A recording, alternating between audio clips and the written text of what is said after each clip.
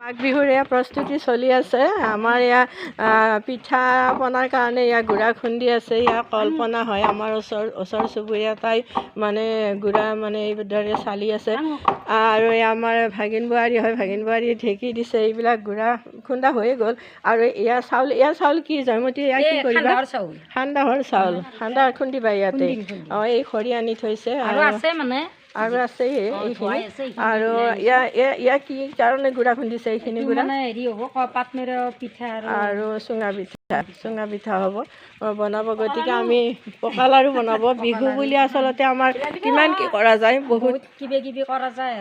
কি বিহু বুলি লাৰু পিঠা এনেকুৱা বহুত কিবা কৰা যায়। গতিকে মই আচলতে ভিডিঅ'টো কৰি দিলোঁ এইকাৰণে যে আজিকালি প্ৰায়ভাগ মানুহে তাৰমানে কিনা বস্তুৱে চলায়। বাহিৰৰ পৰা কিনি আনে বা টাউন চহৰৰ পৰা কিনি আনে। গাঁৱত এনেকুৱা এটা কৰিব নিবিচাৰে, কিন্তু আমাৰ গাঁৱৰ মানুহখিনি কিন্তু এইখিনিত বৰ এক্সপাৰ্ট।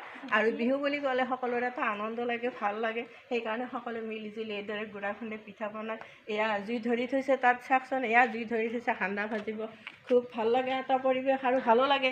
এদিন এনেদৰে কৰিলে খুব ভাল লাগে, নহয়নে? খুব ভাল লাগে, খুব ভাল লাগে। গতিকে আপোনালোকক দেখুৱালোঁ যে আমাৰ গাঁৱৰ তিৰোতাখিনিনো কি কৰি থাকে বা কেনেকৈ বিহুৰ প্ৰস্তুতি চলায়, এইখিনি আপোনালোকক দেখুৱালোঁ।